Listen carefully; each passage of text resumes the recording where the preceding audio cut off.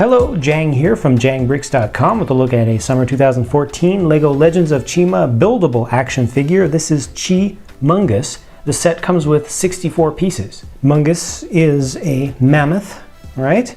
And a humanoid mammoth, right? Walks around on two legs. A little bit different color scheme, quite a bit different color scheme from the smaller versions. Both of those have the tan skin, and this one's coming in with the brown. You know, just looking at the face and kind of judging that as being the skin tone of the character. Switch to just a plain reddish brown color here. The tusks have gone from white to tan on this one, and then all the rest of the body is pretty much fair game because it's just mostly armored. You do actually get one single brown piece of armor though. You can see that over here, reddish brown. Okay, that's interesting. Length of 4 there, only one of them though. A length 3 transparent light blue armor piece here, also interesting. For bones, you get, fortunately, 2. It's very asymmetrical, but you do end up getting 2 of the same bone piece in the transparent light blue. Once again, one down here, one up here, 2 of the hands in that same color. The feet are interesting because these were originally introduced in the Ben 10 action figure series that first introduced the ball and socket system as the new standard for building action figures before they came up with the current inventory of parts, but they're still completely compatible. And it's got an extra wide build, so they've just extended out the shoulders. You can see those on the back. They've just added the extra pieces on, which allows them to bring in some extra armor on the front side of the shoulders, kind of broadens up the top of the torso. They also bring in these nice neck and shoulder muscle type of pieces up on the top. So that's nicely done. I think that how they shaped the whole thing works out pretty well. A little bit skinny on this side. I feel like this could have used some armor. I understand they're going with the icy skeletal look, but I really feel like that doesn't work out so well for a mammoth, especially since Mungus does get a big fig in the minifig scale. You get a big fig version of him.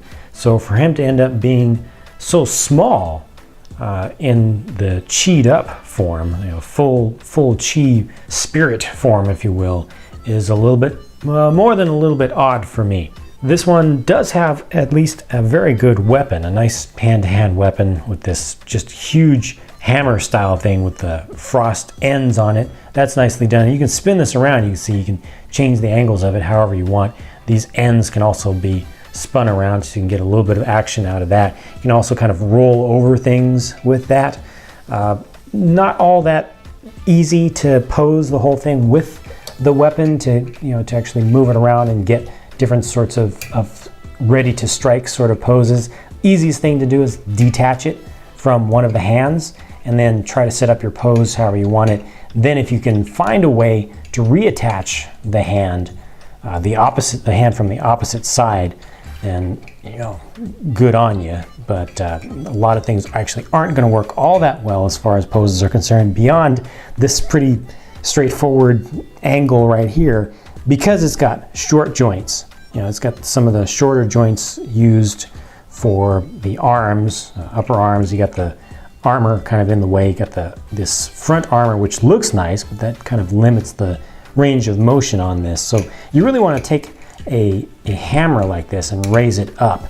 So you can do that, but you do need to really do it one-handed. I mean, that's the best way to do it from a playing perspective. It really is kind of a shame that the arms aren't able to come across the body much more than that. You're just limited up in these upper joints. I really think this figure looks good, just has some serious limits to its playability and its posability.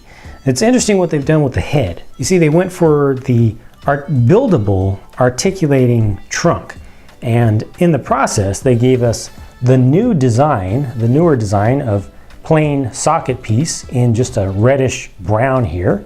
So that's nice to get those new ones because they're much more durable than the older ones. And then they gave us the shortest length of the newer style ball and socket joints, the very shortest, again in reddish brown, but you only get one with this set. So good luck to you if you want to make a custom thing that has a lot of those on there. Hopefully they'll become available through Pick-a-Brick in that color. If not, they'll be very expensive pieces. But those are just attached on. You can see that the head itself is attached over what's just a whole length of bone pieces together, just creating a little chain there, and then the head sits on top of all that. A little bit of an interesting choice. I think it makes sense to have an articulating trunk, but this certainly isn't the best looking trunk, and it really doesn't go in with the aesthetic of the head, I think. The head itself is a pretty good sculpt. That aside, again, good depth like they did with the other ones. Good combination of matte or kind of satin finish and some glossy bits. Good balance between smooth and curve areas versus hard chined areas. And I especially like this. This is very well done. This little bit of armor going across the front of the face. That's really nice looking. And the tusks have a great shape to them too. Very well done. You see just a little bit of the teeth back here. That's kind of showing you the expression of the mouth. It doesn't really carry through to the front because it's all completely hidden from the front. You just see the awkward trunk. This set definitely has some highs and lows. It has some interesting pieces, simple but effective design techniques up in the upper body, but also limits the posability of the thing, and being able to set it up with two-handed poses with that two-handed weapon gets a little bit tricky. Of course, if you have extra parts, you can set up the attachment points wherever you want them to be. Makes it a lot easier, but just with what you have here, it's a little bit of a challenge. So some good things to this and some bad things as well.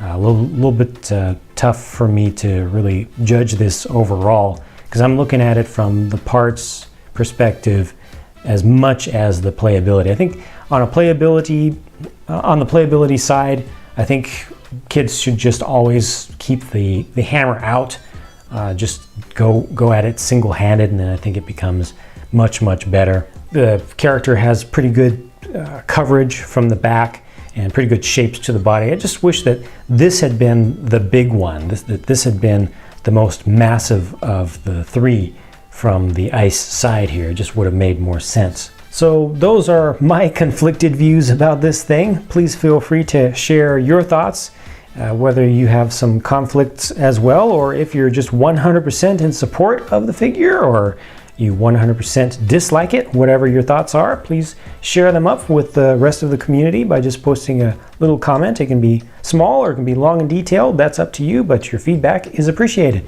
Thank you for watching this video with my thoughts, and I hope that you'll stick around and check back for more videos to come, because more are definitely on the way very soon. Talk to you then.